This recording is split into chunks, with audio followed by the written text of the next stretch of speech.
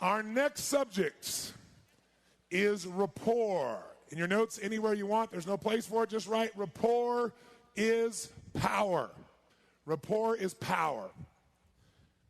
Earlier today we said anything you want to achieve, anything you want to learn, master, experience, there's somebody out there who has a life experience, the understanding, the network, the capital, the thing you need to be able to achieve it. But they're not going to give you what they want, or they're not going to give you what you want, rather, and need, until you first give them what they want and need. And you're not even going to find out what they want and need until you first get in a relationship of rapport. If you don't do that, you're never going to learn anything. Rapport is power. What is a relationship of rapport? Rapport means total responsiveness between people. When someone is totally responding to you, and you're totally responding to them, you're in rapport. There's that connection. It's that spark that happens in certain communications or relationships. Now, everybody wants to create rapport, have it, but most people only get rapport with people who are like whom? Themselves, and they lose with everybody else, which means you got a very limited world. So we want to take it to a different level. So let's say, for example, if I said to you right now, guys, I want you to go out to a local restaurant or bar, and I want you to meet somebody, and I want you to develop rapport with them, a connection with them. How many feel like you could do that? No problem. Say aye. And if you're not raising your hand, you're probably selling yourself short. Of course you could. How would you do it, though? You'd walk in this restaurant or bar, you meet somebody, and you'd engage them in conversation by asking a few what? Questions. Now, is it possible to ask a few questions and have the conversation go poof and just die? Is that possible? Yes or no? So questions don't create rapport. Questions are a tool we use to dig for something. What are you digging for when you're asking these questions? You're trying to find something in what? That's right. So write in your notes, rapport is created by a feeling of commonality. Rapport is created by a feeling of commonality. Rapport is created by a feeling of commonality. When we feel like we have something in common with someone, there's a spark. Now, here's the problem. If rapport is created by a feeling of commonality, most people try to get rapport by using words. But you've already learned something. What percentage of our communication skills are words? What percentage? 7%, which means you're leaving out 93% of your skills, which is why most people don't get rapport with a large number of people. You know, what do? You walk in a restaurant or a bar and go, hi, what's your name? Where are you from? Why are you here? And the person says, my name's Habib. I'm from Iraq. I'm a terrorist. I'm here to kill people. And you go, amazing. Me too. No. See, words don't always work, do they? But there is something that always works to get rapport, and it's something called matching and mirroring. Matching and mirroring. Now, matching and mirroring came about 35 years ago when we've all done matching and mirroring our whole lives. But the person who pointed out was Milton Erickson. Dr. Erickson was a genius. What he did was he was a medical doctor, but he also was a psychologist and a hypnotherapist, probably the best that ever lived. And people would come to see him who try to change everything anywhere else in their life, nothing would work. They see him for one session, he'd handle it. And the reason is because he understood something. He understood that you have both a conscious mind and a subconscious mind. And he knew the subconscious is more powerful. It's the part that makes your heart beat 100,000 times a day without having to think about it. So he knew if he could influence your subconscious mind, he could change anything, and that's what he did. But here's how he did it. He had polio, so he was in a wheelchair. So he spent an enormous amount of time studying people. And he began to notice something about human beings, that when human beings got together, if they got in rapport, a relationship of responsiveness, they became like each other in a variety of ways. What he called they mirrored each other. Now, I've taught this for 25 years, so I'm sure you've heard of it. And I've written it in my books, and it's been taught in a variety of other areas now. But it's one thing to know it intellectually or to understand it. It's another thing to know it while you're doing it. And that's what I want to get you to do tonight so you have a real experience of it that you won't forget. But here's the basis of it. People like people who are like whom? Themselves. And people don't like people who are not like themselves. To be more specific, write this down. People like people who are like themselves or who are like how they would like to be. People like people who are like themselves or are how they would like to be. People like people who are like themselves or how they would like to be. So question, I'd like you to think of someone you really, really like a lot. And then if you would, raise your hand if this person is either like you or they're like how you want to be. If that's true, raise your hand and say, I. Of course, that's why you like them. Now, think of someone you don't like.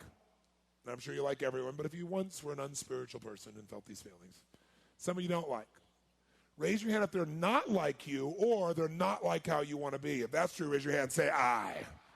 And that's the opposite. People don't like people who are not like them or are not like how they want to be. That's the bottom line of it. So this concept, Erickson noticed, he used it in the following way. Watch me. If you came in to see Dr. Erickson, instead of talking to you intellectually and trying to get through to you, he'd go right for the jugular by getting your nervous system connected to him, getting rapport. So if you came to him and you said, Dr. Erickson, I don't know, this is a waste of time. I've tried everything and I don't know, I think I should just go. He would do this. He'd go,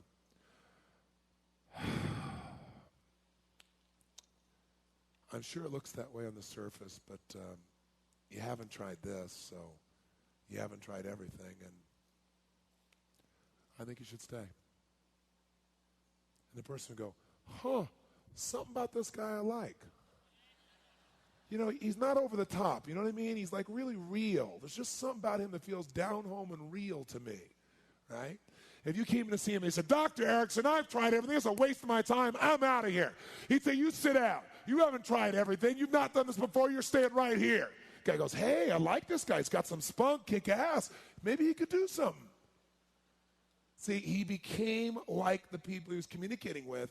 And what it was is whatever they put out, he sent the same message back, like biofeedback, and it entrained them to him. So that when he then told their unconscious what to do, their brain just did it. That was his power. Now, we all do this naturally. If you want to have some fun, go out tonight to a singles bar and watch people when they first meet. And then you can see when the rapport happens. If they finally sit down and they'll start to lean in the same direction, they'll start nodding their head at the same tempo. If one's tapping their foot, often you'll see the other one tap their foot. The volume and tone of their voice will start to mirror if they're in rapport. If they're out of rapport, you'll see them in direct opposites of this nature. Now, if you want to be effective then, mirroring is so easy. We do it naturally, but here's the problem. Most people wait till they have enough words in common that then they put the voice in common and the body in common. But words are only 7%. They don't work all the time. And by the way, do we judge people in a matter of seconds by their style, yes or no? That's right. Write this in your notes. Style is more important than substance initially. Style is more important than substance initially. That sounds terrible, but it's true. Style is more important than substance initially. Now, notice I say initially. If you don't have any substance, it's not going to last. But you can have lots of substance and no style, and people never hear a word you say. No one will ever get to know what you believe. I'll give you an example. How many have ever dealt with somebody whose tone of voice alone drove you up a wall and you couldn't listen to anything they said? They had like dentist drill tonality. How many have been with somebody like this? Say I. Okay? So that style gets in the way of substance. Now, let's give an example. Let's say you and I want to mirror someone. We want someone to feel connected to us, and we're going to do it on the phone. What are some aspects of the voice that you could mirror that would make them unconsciously immediately feel connected to you? What are some aspects? You tell me. Okay, tone of voice, as we just said, is a perfect one. Because if you're talking like this, and they're talking like this, and I say, well, I don't know, what do you think? You're not going to feel very comfortable through time. Tone of voice is huge. If you mirror someone's tone of voice, they will feel connected to you and not even know why. What else besides tone of voice could you mirror on the phone? Okay, tempo. What kind of person talks at this particular pace like I'm talking right now? What kind of people talk at this particular pace? What part of the country tends to talk at this pace? Come on, where? Where? What part of the country? Where? And New York would be good. One New York would be a good example. How do people talk more like this? Feel about those fast-talking city slickers. Do they trust them? No. They don't even know how to say the word dog. How does a fast-talking person feel about a slow-talking person? What do you think, Mary? Mary, what do you think, Mary? What do you think, Mary? What do you think? Mary goes, well, what? How many have ever seen this mismatch between two people? Right? What else besides speed? Volume. Loud-talking people, who do they like? They love loud-talking people. They know you're a real man, you're a real woman too. Who else likes loud-talking people? Deaf people like loud-talking people. But how do quiet-talking people feel about those loud-talking people? They're obnoxious, aren't they? And of course, intelligent people talk like you and I do, don't they? Do we judge people in a matter of seconds by their volume, by their tone, by their tempo? Yes or no? You better believe we do. What else could you mirror on the phone? Terminology, key words. There's certain words people use again and again. If you sell real estate and somebody comes in and says, I'm looking for a magnificent home, do you want to say, oh, I have a fantastic place to show you? No, I had this experience myself once. I said, I'm looking for this. No, I got a fantastic place. Fantastic and magnificent may be the same to you, but I guarantee they aren't for the other person. If you mirror their words, they will feel heard, they will feel understood, and they will also feel you're as smart as they are. What else besides words? Tone, tempo, volume. Accent? Well, only if you really have that accent. Because if you try to duplicate it and it's not really your accent, you're going to break rapport, right? What about the body? What could you mirror in the body if you were there in person? What could you mirror? Posture is very powerful. They're really upright, you're upright. They're more relaxed, you're more relaxed. What else? Gestures. Watch this. If somebody's talking, and people are funny, when they're making important points, people have idiosyncratic gestures. Idiosyncratic mean gestures that are all their own. So if you're talking to this guy and he says, I don't think so, I think we ought to do this, and he makes this funny little gesture when he's talking about what he really wants to do. If you turn back to him and say, you know, that's a great idea. Can I ask you a question, though? What if we did this instead? You make that same little motion with your hand and look at him and be like, a friend. You think I'm kidding. You go out tonight at dinner and you find somebody who's on an angle to you or in front of you. Don't even look at them. Just mirror them for 5 to 10 minutes. They reach for the glass, reach for the glass. The glass is empty, no one's going to notice. Just reach for the glass. They bring it up, they bring it down, bring it down. They reach for the fork, reach for the fork. 5 to 10 minutes. 5 minutes usually, 10 minutes max. After you've done this for 5 to 10 minutes, you want to have some fun? Reach for your glass and watch what they do. They'll reach for it like that. It's called pacing and leading. It's also known as entrainment. Many of you know that if you go to an old clock shop where they have those old grandfather clocks where they have the little pendulum, that once they wind them, those pendulums start out different and they all end up in sync. It's called entrainment. Women know this, but most men don't. So I'll just share this with you. Women have the ability to be like clocks with other women. When women hang out together, men, they literally end up having their periods at the same time. So that all the men are crazy during that time. Is it true, ladies? Yes or no? If they're in a rapport, their periods become in sync. So if women's periods can come in sync, you could get rapport with a stranger across the room. And all you got to do is mirror them for 5 or 10 minutes and make a change, right? And it'll make it happen, all right? How many follow? So what else besides posture could you mirror in the body? What else? Gestures, we already said. What else? Facial expression. Most of us, if someone's telling you a story and they're like really into their story and they're making these faces, do you sit and look at them like this? No, you look back and make the same stupid look back. What about eye contact? A lot of business people and salespeople have been taught a total lie. They've been taught, like, if you're really, truly going to influence someone, you must look directly into their eyes and not break eye contact for 45 straight minutes. This way they know you really mean it. There's only one problem with that. The problem is people like people who are like whom? Themselves. So if you got somebody who just stares in your eyes and doesn't blink for 45 straight minutes, it's going to freak you out. What kind of person stares in your eyes and doesn't break eye contact? Aliens, that's who. Most humans look away, right? So if they look away, give them a break and look away. Don't make them crazy. Now, if you meet somebody who like locks eyes with you and doesn't break eye contact, you lock eyes right back, you keep them on them for 45 minutes, they'll know you're an alien too, it'll build rapport. What else? What else besides eye contact, facial expressions, gestures, posture? Come on, what else? Breathing. Breathing's very powerful, one of the most powerful. If you breathe at the exact same pace as another person, you will feel what they are feeling, period. But you got to be breathing from the same location, the same tempo. And breathing is magnificent because it really hooks you to this person. How many of you can think of a time in your life when you were breathing at the same pace as another person and you felt really close for some reason? Anybody think of a time like that? See, I used to do a lot of sexual therapy for couples, and when you help people in this area, you get a practice, because people pay anything, they'll fly anywhere to get this part of their life handled. So I ended up with a 6-month waiting list, no exaggeration. I mean, every single day booked, and people would be calling me based on referrals because I help their friends, and they'd be like, I gotta see you, gotta see you now. And I'm like, I got a 6-month waiting list. No, I'll pay you for your lunchtime. I'll buy your dinner. I'm going, look, how about I refer you to somebody I've trained? There are lots of people I've trained. No, it's got to be you. So here's how I would deal with it. I would say, okay, I will give you one of my lunches if you take an assignment I give me. But first, you got to answer some questions honestly. Here's the first question. When you make love, do you breathe in unison while you're making love? And invariably, the guy would go, huh? And I'd say, let me explain. You're here telling me about all these things you're upset with each other about. And you can talk about these things till you're blue in the face, but the real problem is you don't feel connected. You don't feel love. And I said, you don't have that feeling of total oneness with each other. And talking more about this is not going to change it. So if you really want to change this, I suggest you do this. And if you do what I'm telling you, still need me, I'll give you one of my lunches. So here's what I want you to do. I want you to go home and I want you to make love for an hour and a half minimum. And while you're doing it, I want you to breathe in unison the entire time with each other.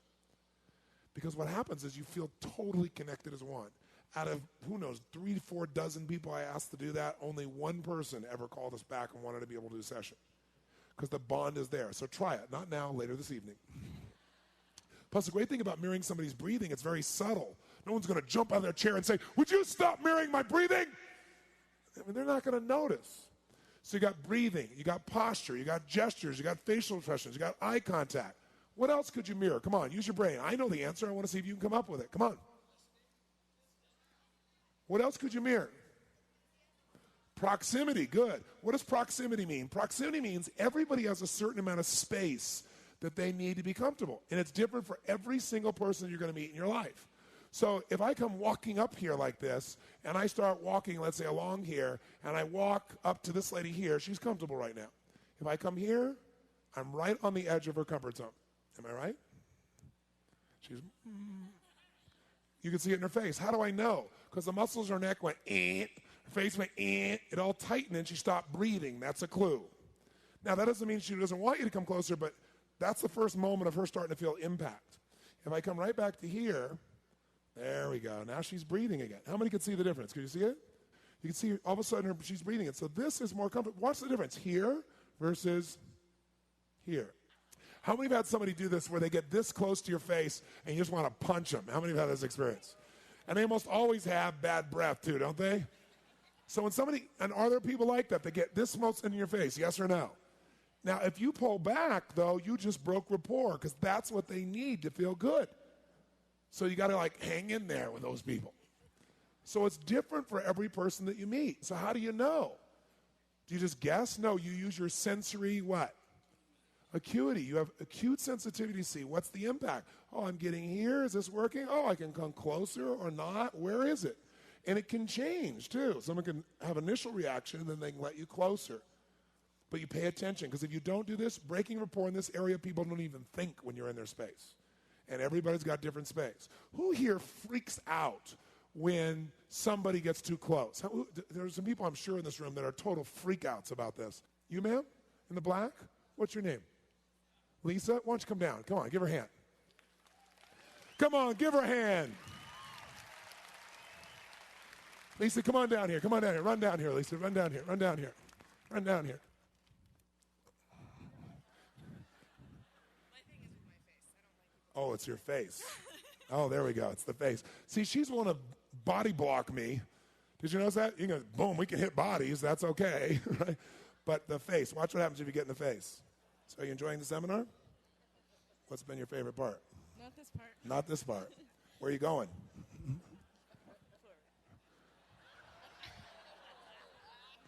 Now, notice when you get too close to her face, did you see that? How many saw that instant reaction? Okay? She not only pulls back, she snaps to the side. Because most people have a force field who have this experience. Hers is more just the face. And if you got closer to her chest or something like that, they'll do one of the things. This kind of person backs off. But most people are more subtle. If you get too close, here's what they do. They start kind of, you'll see them as they're talking to you, they're kind of wavering back and forth. And if you notice, their ass is moving them further and further back from you, right? Or they'll do this. They'll turn sideways. Because what does that do? It creates a sense of space, okay? So everyone's different. Now hers is not the body, and she's kind of being playful now here with this as well. But the face normally is something for her that's in effect. Now she's going different. She says, okay, I'm comfortable with you. Give her a hand. Thank you very much. Now, there's another one that's critically important, and that's touch. Now, you can get more rapport by touching some people than by anything you could ever say. But again, you got to have some sensory acuity. You can't go up and go, he looks like a toucher. Hey, man, I love your hair, really good. That's really cool, really good. You do that, you could get killed. But he's a nice man, so he didn't kill me. So what you got to notice is, notice how the man shakes hands. Like, he shakes hands, he puts one hand on top of the other. Do you notice this? He reached over, I shook his hand, and immediately he brings the other hand on top like this. And when he does it, some people, when they shake your hand, they squeeze it, see if they can break a few of your blood vessels, just to show they're a real man. Other people, they got that fish handshake. But if they fish you, you got to fish them back. Yeah, here we go, fish, right? Because that builds rapport. But in his case, it's like boom, boom, right? And you get more connection and rapport with him with that touch than anything you could ever say. Thank you. So notice, how does a person touch somebody? Like even it's in business. Notice how the businesswoman or man touches their assistant in a non-sexual way. And just notice, if they come along and he comes by here and he goes, thanks a lot, Tony, and hits me like this, 3 times on the shoulder. And I come back and I say, thank you, John. I'll get more rapport by that touch than by anything that I could say to him. So touch and proximity are huge, huge. Now you might say, well, this is interesting, Tony, but what are you suggesting? Are you saying something like, okay, they sit down, I sit down. You don't have to mirror everything someone does to have rapport. It's not like they lift their leg, you lift your leg, they lean forward, you lean forward, they sit back, you sit back. You don't have to do that, although believe it or not, you can do it a lot and people not even notice. But for example, you can get rapport just with the leg position and maybe the tone of voice, because physiology is 55% of communication. If you're sitting there, let's say you cross your leg like this. Can I cross my leg like this while we're talking? Yes or no? It'll feel comfortable to you. So you start bouncing your foot like this, back and forth. Can I bounce my foot at the same tempo? If I do, you'll feel totally connected to me. If we do it at the same tempo. And by the way, I can do this for a while, and then if I don't like it, I can slow it down, and you'll slow yours down. That's pacing and leading again. But if you do this, if they cross their leg and now they go uncross, you don't have to uncross the moment they uncross. Wait till you go to say something and say, you know what? Because when you go to speak, speaking requires a change of physiology, and no one will ever notice what you're doing.